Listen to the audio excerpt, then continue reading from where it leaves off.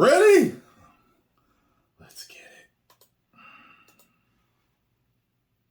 Well, it finally happened, dear viewer. The shill media finally grew a spine and turned against their corporate overlords yesterday with an explosive new article from Variety titled simply, Crisis at Marvel. I forgot who I was watching, but they were talking about that. They were like, it was Geeks and Gamers. They were saying that basically, like, beforehand, it was all this, you're racist, then you're bigot, you're this, the phone, you're trying to shame you and all this stuff. When people just wanted fundamentally sound characters and stories that were true betrayal, they were true betrayals, true, I can't even talk right now. True representation of these popular characters that we've grown up for years, and that's not what they were giving us. But now that Variety has said something, now it's mainstream. Before it was just maybe a column here or there, mainly YouTubers or people on Twitter saying something. But now it's mainstream. Like, these guys are effing up, and they need to do better. And I can't wait till they do better so I can be excited. And every Marvel movie, a Star Wars movie, and every other IP that they own can be an event again to want to see. And really, I think crisis is probably the best word to describe their current situation. After a string of box office flops and underperformers, coupled with an endless sludge pipe of forgettable Disney Plus shows that fewer and fewer people watch or care about, it really feels like all of their past mistakes, problems and flaws have reached critical mass in the past few months, and now there's just no hiding from it anymore. The article covers a lot of ground at great length, so I'm not going to read the whole thing here, but it does touch on all of the major issues facing the MCU right now, with a shocking amount of honesty. There's no real attempt to sugarcoat it or sweep the problems under the rug anymore. This is a straight up laundry list of all of Kevin Feige's biggest headaches. Yep. And damn man, judging by the size of that head, he must have quite a few going on.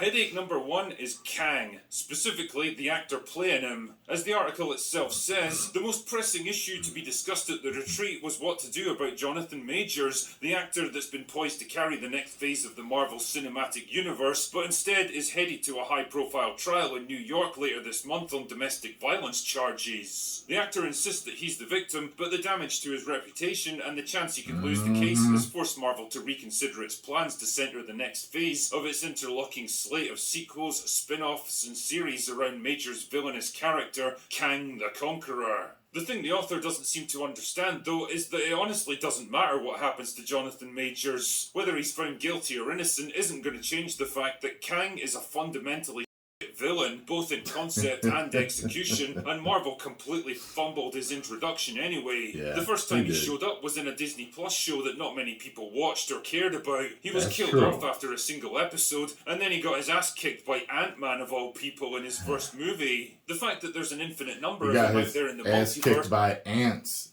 man. You know what I'm saying? Them damn ants dragged him off. Removes any sense of stakes or investment in the guy, because ultimately every variant of him is just another disposable stooge that can be replaced at a moment's notice. The human mind isn't really designed to think of characters and conflicts in infinite multiversal terms, and because there's no centralized definitive version to focus on, he's not even a character so much as a force of nature. It's like a hero trying to fight a tidal wave. It doesn't have any emotional resonance because there's no personal connection between them. Like, remember when Cap and Iron Man fought each other in Civil War, and even though it was basically just two guys going at it, and the fate of the entire universe wasn't at stake, it still meant a lot, because we as an audience knew and understood where both men were coming from. That was nice, I like that. And I think even Marvel have begun to realise the problem they've created for themselves. Marvel is truly with the whole Kang angle, and they haven't had an opportunity to rewrite it until very recently, but I don't see a path to how they can move forward with him. Neither do I, top deal-maker guy, and I don't think Marvel do either. It's a perfect example of raising the stakes until they've become so ludicrously, unfathomably high that they basically leave their own audience behind. Then there's the Marvels. Man, you don't need me or Variety to tell you how this one's shaping up. Nope. It's a movie about a bunch of characters nobody cares about, played by a bunch of actresses nobody particularly likes, doing a thing nobody understands, while fighting a villain that nobody's ever heard of. Yep. Not exactly a winning formula. Directed by Nia DaCosta, The Marvels unites Larson's heroine with two superpowered allies, Monica Rambeau and Kamala Khan. But instead of seamlessly building on the success of Captain Marvel, this movie resulted in 4 weeks of reshoots to bring coherence to a tangled storyline. Then eyebrows were raised again when DaCosta began working on another film while The Marvels was still in post-production. The filmmaker moved to London earlier this year to begin prepping for her Tessa Thompson drama, Hedda. Sounds like a blast. If you're directing a $250 million movie, it's kind of weird for the director to leave with a few months to go. Even the most committed Marvel shills seem to be mysteriously silent on this one. It's like they know what's coming. It's afraid! Another problem of their own making is content oversaturation and the corresponding decline in quality. It really began to bite during the pandemic when they started churning out shows onto Disney Plus and never really let up. The constant pace of development on so many different projects at the same time spread their talent and resources too thin, and well, the result was obvious. Almost everything looks and feels rushed, unfinished, and now because basically it is. The so-called bad VFX we see was because of half-baked scripts. That's not Victoria, that's Kevin, and even above Kevin. Those issues should be addressed in pre-production. The timeline's not allowing the Marvel executives to sit with the material. The Marvel machine was pumping out a lot of content. Did it get to the point where there was just too much and they were burning out people on superheroes? Sure. It's possible. The more you do, the tougher it is to maintain quality. Damn, the article even mentions the disastrous Blade movie. Yeah, I always mention it. I would say, they're burning out people on superhero characters, but it's what they're doing to the superhero characters that's burning people out on the superhero characters. Unfortunately, it's not just superhero characters that they're doing this to. It is all characters, all genres, different animation, movies, video games, series, the whole gamut. They're doing it too. And people are just getting sick of it on all levels. A project that's now gone through at least 5 different writers, 2 directors, and ended up being shut down completely just 6 weeks before production was due to start. One person familiar with the script permutations says the story at one point morphed into a narrative led by women and filled with life lessons. Blade was relegated to the 4th lead. Oh my goodness, imagine my shock that a Marvel movie with a male lead would push him into the background in favour of a female-centric story that preaches moral lessons to the audience. Put a chick in it, make her gay! I believe I asked you to put a chick in this and make her gay. Put a chick in it and make her gay as... You know, it's actually kind of funny to see mainstream outlets finally wake up to the... Yeah, people like me have been saying this for years now, and their points are so in line with my own, it almost makes you wonder if they've been taking a few notes, but whatever. Better late than never, I guess. I think even Marvel are starting to grasp the full magnitude of the disaster they've created themselves, and now they're scrambling to fix it. I mean, it's probably too little too late, but at least... Isn't it so stupid that they're scrambling now? Now. Like, you were... You know what's funny to me? Like, it makes me think of DC, about how, they did Man of Steel, and then they did Batman v Superman, and that didn't perform the way they wanted it to, right? If they released the ultimate version, I think it would have did a lot better, but, that's lost to time, we'll never know. However, as soon as that happened, they flipped out and got scared, and now, let's get rid of Zach, and let's bring in Whedon, and they just kept fumbling, right? Not so with Disney. They just kept going. I wish that it was the other way around. I wish that the Disney execs were running DC, because at least that way they would have let Zach finish out his ideas, his visions. And then with the DC guys running Marvel, they would have got scared at the first flop and unwoke the stuff and went back to what made it work. But no, that's not what really happened. So I can't believe that Marvel held out as long as they did, or Disney, since Disney's running everything. Like, it's just amazing that they would continue to put the same trash into these IPs that could make them so much money if they did it right. It's amazing. At least they're trying. The Troubled Blade movie now has a whole new writing team and a vastly reduced budget, which is probably for the best. The days of billion-dollar box office hauls are long behind you, and they ain't coming back. Daredevil was scrapped halfway through filming because it was so that even Marvel weren't prepared to release it, and this is coming from the company that thought She-Hulk was good enough for public consumption. You know I'm the hottest, you ain't never gotta hit me if There's even rumours that shows like Ironheart might be on the chopping block, because really, who exactly wants or needs to see a cheap derivative knockoff of the most popular hero in the entire MCU? Speaking of which, the article leaves the best for last with this little revelation about their upcoming plans. You know how I made a video recently about modern movies being because nobody can ever stay dead? Well, sources say there's been talks to bring back... Now here's the thing with this. I know a lot of fans don't like that. And like I said, just because something happens in the comics doesn't make it a good idea. That's people try to justify that all the time. It happened in the comics, so. No. Comics have tons of bad ideas. Just like TV and movies have tons of bad ideas and vice versa. There's just certain things that either it's the way it's done. It's just sometimes it's just the way it's executed. It's just horrible. Or it's just you shouldn't do it at all.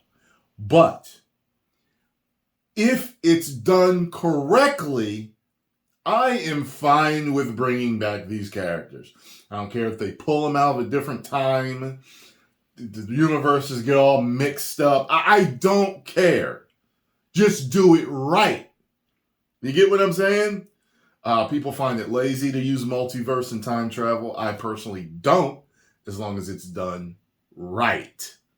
There are great time travel movies. There are great multi-universal movies and shows. You just have to do it right. You know what I'm saying? The original gang for an Avengers movie. This would include reviving Robert Downey Jr.'s Iron Man and Scarlett Johansson's Black Widow, both of whom were killed off in Endgame.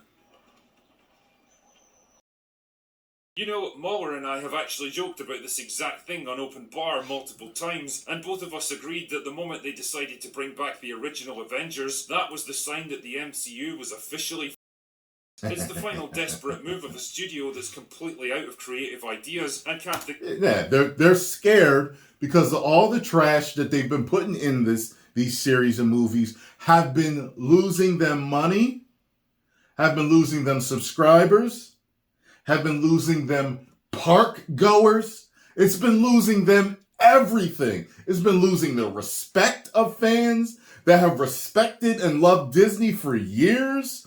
It's making the children of the director of their earliest movie say that Walt and his father are rolling in their graves. It's gotten to that point. Think about this.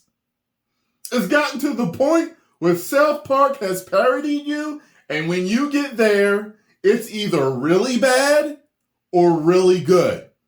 And with them, it's really bad. That's the reason why they were parodied by South Park. So, it's... think of any other way to generate even a shred of interest. And the thing is, I suspect it wouldn't even be worth it, even if they tried it. Not only would it cost an absolute fortune, and you might be right about actors that, like Robert Downey Jr. and Scarlett Johansson, both of whom are getting old. But the fan in me is willing to see. The fan in me is willing to see if bringing them back could reinvigorate it. Because I want great entertainment again. I am so sick and tired of this. And like I said, if I find out that this one thing... First of all, I've heard about some crazy emails about to get leaked. But if I find out that this one thing is happening and they're going forward with this and that this person said this, I told you I'm making my announcement.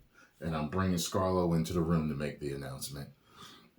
I know a bunch of you are, you're like, I wonder what he's going to say. I'm telling you right now, it's going to hurt feelings, okay? But it is what it is, and it has to be done on my side, because I have to make a statement in some form or fashion. Older and don't seem all that excited to step in front of the volume screen again, but it also wouldn't generate the kind of excitement they're hoping for. Yeah, there's still a few Marvel stands out there that would whoop and clap like mindless seals at the return of a few legacy characters, probably the same people who their pants over a few seconds of a plastic-looking Hayden Christensen in the sofa, but most normal people... I told you he looked weird in that. See it for exactly what it is, a desperate gimmick, a final Hail Mary to try to shake people out of their apathy towards this franchise. And apathy is the key word here. Apathy is the final stage of franchise death. There was a time when even I was invested enough in the MCU that I actually cared about how it was being mismanaged. I got pissed off at seeing my favourite characters get slowly tarnished or replaced by inferior copies. Absolutely. But now I can't even summon up any kind of emotion about it, and I suspect a lot of other people feel the same. Times have changed and they've moved on to other things now. What used to be a cultural event that had everyone talking and speculating and debating about what might come next and eagerly awaiting the next instalment has slowly become a faintly embarrassing relic of a different time, like watching your drunken dad trying to dance to Beyonce at a wedding. Dated and unfashionable and out of touch with its own audience, unable or unwilling to adapt to a changing market. And you know what? I've got no sympathy for them because they pretty much brought this on themselves. Yeah, they had the world at their feet back in 2019, and if they'd just taken a moment to catch... You know, I've got sympathy for the people that never wanted it to happen at the office. You know what I mean? There's probably a few head chiefs that are all calling the shots, and there's people, there's actors, there's directors, there's people on staff that are like, please don't do this, please. But they want to keep their jobs, or they're under contract, or whatever it is, and they can't say nothing, or their livelihoods are gone, so they just put it out. Those are the people I feel bad for. Their breath and plan their next move properly, they probably could have had another 10 years of successful movies. But their greed, hubris, and growing obsession with the message, instead of good storytelling, undid it in just a few short years. They were the architects of their own downfall, and now there's no hiding from it any longer. The MCU is dead, and Marvel killed it. And yet, the one thing I keep asking myself about this article is, why now? Why release such a devastating expose on Marvel right after that? That was crazy, and it divided the fans, too. With all this woke political BS. There's a difference between political and woke political. And it's like, we all used to be, for the most part, this united fan base that just couldn't wait to see these things and have fun and just speculate. And, it was the minority of the fans that were complaining. Now it's half or more of the fan base that's complaining, that just cannot take this. It's really a shame. Made people attack people online and everything, all that type of crap. And there's people that can't take that, ain't used to it, like us YouTubers, some of us, we've been, for years we've been taking it, so it's like blocked, banned. But to those people online, some people, they can't even voice their opinion about something without people trying to shame them. And then they're all scared, and then they're scared to type something or write something or make a video saying something. It's the same. It's sad. Infamous South Park episode poking fun at Kathleen Kennedy. Could there possibly be a connection between the two? It almost feels like a little bit of intentional misdirection, shifting the focus from one failing Disney studio head to another. Almost as if someone in a position of power and influence doesn't want us talking about Kennedy, her numerous failures at Lucasfilm, and her public humiliation at the hands of Parker and Stone. But hey, I'm sure this is all just a total coincidence. Right? Anyway, that's all I've got for today. Go away now. I saw somebody post something the other day for the drinker. It was like their first time meeting him or something. And they got him to say that, that's all I got for today. Go away now. And it was kind of funny because I'm used to seeing him with the glasses on. For the first ever live stream I ever did with him. He invited me on, wherever I got on. And everybody's on, saying what's up and talking to each other. And there's this guy that I'd never seen before, and he's talking to me, and we're all talking. And I'm like, that's him. It was him without the glasses. Yo, glasses, they put them on in the movie, shades specifically. They put them on in the movies, and people, they put a hat and they put sunglasses on there they're able to get past people or surveillance or the cops. That works. I did not know it was him. Until I heard him talking for a little bit, and I'm looking at his hair and his beard, and I'm like, that's him! He fooled me! Anyway, get over to the Drinker, subscribe. Pretty much agree with everything he had to say here. Post comments down below. Let me know what you all think, though. And if you enjoyed my thoughts, hit the like button, subscribe, and share. 10 million subscribers.